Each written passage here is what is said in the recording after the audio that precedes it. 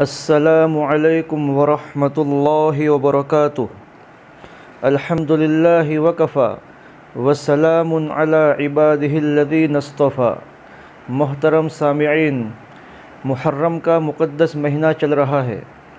محرم کا مہینہ عظمت والا اور برکت والا مہینہ ہے۔ اللہ تعالیٰ نے قرآن کریم میں محرم کے مہینے کو حرمت والا اور عظمت والا مہینہ قرار دیا ہے۔ محرم میں نبی اکرم صلی اللہ علیہ وسلم نے روزہ رکھنے کی ترغیب ارشاد فرمائی ہے، لہذا ہمیں چاہیے کہ ہم محرم میں روزہ رکھنے کا اہتمام کریں۔ نبی اکرم صلی اللہ علیہ وسلم نے ماہ محرم میں روزہ رکھنے کی فضیلت بیان فرمائی۔ مسلم شریف میں حدیث موجود ہے، نبی اکرم صلی اللہ علیہ وسلم نے ارشاد فرمایا، افضل الصیام بعد شہر رمضان صیام شہر اللہ المحرم، کہ رمضان المبارک کے روزوں کے بعد سب سے زیادہ اجر و ثواب والا روزہ یہ محرم کے مہینے کا روزہ ہے۔ اور عجیب بات یہ ہے کہ محرم کے مہینے کو نبی اکرم صلی اللہ علیہ وسلم نے شہر اللہ فرمایا، یعنی محرم یہ اللہ کا مہینہ ہے جو حرمت والا ہے۔ اس مہینے کی خاص نسبت اللہ کی طرف فرمائی ہے۔ اس سے معلوم ہوا کہ محرم کے مہینے کا احترام زیادہ کرنا چاہیے۔ اس حدیث مبارکہ سے پتہ چلا کہ رمضان المبارک کے بعد سب سے زیادہ ثواب محرم میں روزہ رکھنے کا ملتا ہے۔ ایک اور حدیث پاک جو مسلم شریف میں ہے، اس میں اللہ کے نبی نے نام لے کر ارشاد فرمایا کہ کس دن کا روزہ مراد ہے۔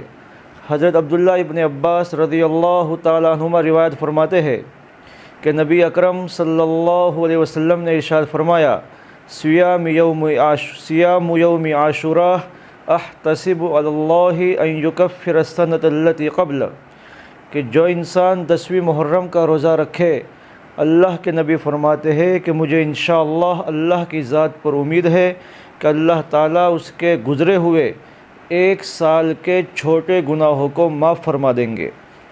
ایک دن کے روزہ رکھنے پر 1 سال کے گناہوں کا معاف ہونا، یہ کتنی بڑی فضیلت کی بات ہے۔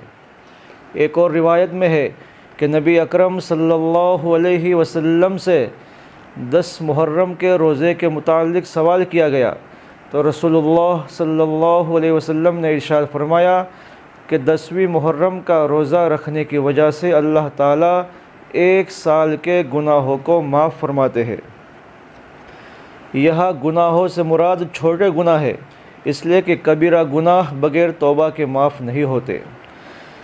10ویں محرم کا جو آدمی روزہ نہ رکھے اس کے لیے بہت بڑی محرومی کی بات ہے، اس لیے 10ویں محرم کا روزہ رکھنا سنت ہے اور ہمیں 10ویں محرم کا روزہ رکھنا چاہیے۔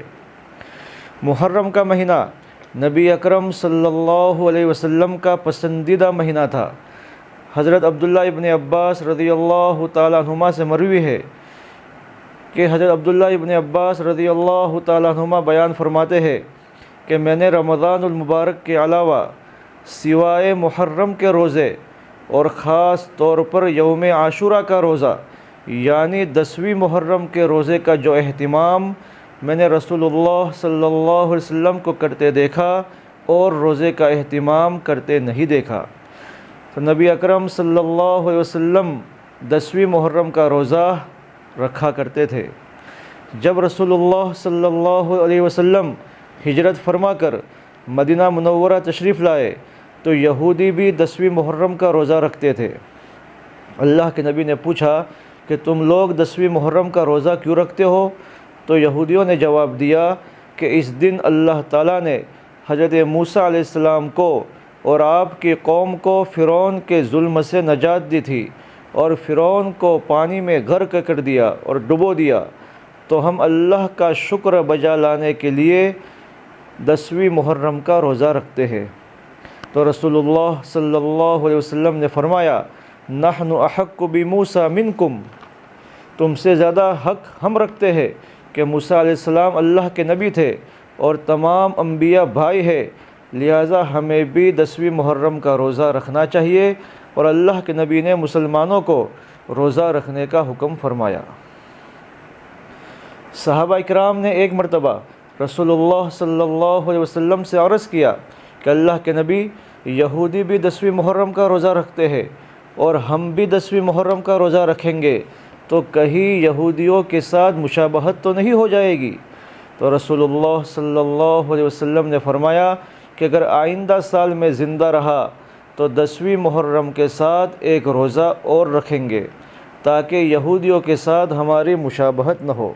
حدیث پاک میں ہے رسول اللہ صلی اللہ علیہ وسلم نے فرمایا کہ تم 10ویں محرم کا روزہ رکھو، اور فرمایا خالفوا فیہ الیہود، اور یہودیوں کی مخالفت کرو، اور اس کا طریقہ یہ ہے کہ صوموا یوما قبلہ او بعدہ، یعنی 10ویں محرم کے ساتھ ایک دن پہلے یا ایک دن بعد میں روزہ رکھ لو تاکہ مشابہت ختم ہو جائے۔ لہذا صرف 10ویں محرم کا روزہ نہ رکھے بلکہ 9 اور 10 کا رکھے یا 10 اور 11 کا رکھے۔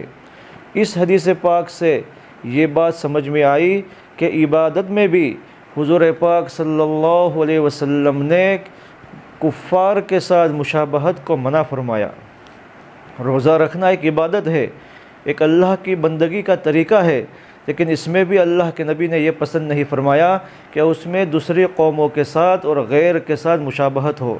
آج ہمیں اپنی زندگی کو دیکھنا چاہیے کہ ہماری زندگی میں کھانے کا طریقہ، پینے کا طریقہ، شادی بیاہ کا طریقہ، موت میت کا طریقہ، کتنے طریقے ہماری زندگی میں ایسے ہیں جس میں غیروں کے ساتھ مشابہت ہو رہی ہے اور غیروں کی کاپی کرنا لازم آتا ہے۔ لہٰذا ہمیں ان تمام طریقوں کو چھوڑنا چاہیے جس سے غیروں کی مشابہت ہوتی ہو۔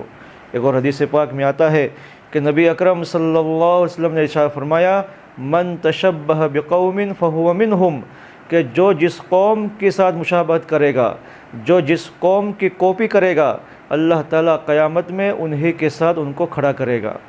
اس لیے ہمیں چاہیے کہ ہم غیروں کے طریقوں سے بچیں، اور اللہ تعالیٰ ہمیں 10ویں محرم کا روزہ رکھنے کی توفیق عطا فرمائے، اور 10ویں محرم کے ساتھ ایک روزہ اور ملا لے۔ اس سال 10ویں محرم پڑتی ہے منگلوار کو، تو ہمیں چاہیے کہ سوموار اور منگل کا روزہ رکھے یا منگل اور بدھ کا روزہ رکھے تاکہ یہودیوں کے ساتھ مشابہت لازم نہ آوے۔ اللہ تعالیٰ مجھے بھی اور آپ تمام سننے والوں کو 10ویں محرم کا روزہ رکھنے کی توفیق عطا فرمائے، اور اللہ تعالیٰ ہمیں سنت کے مطابق زندگی گزارنے کی توفیق عطا فرمائے اور غیروں کی مشابہت سے بچنے کی توفیق عطا فرمائے۔ وآخر دعوانا ان الحمد للہ رب العالمین۔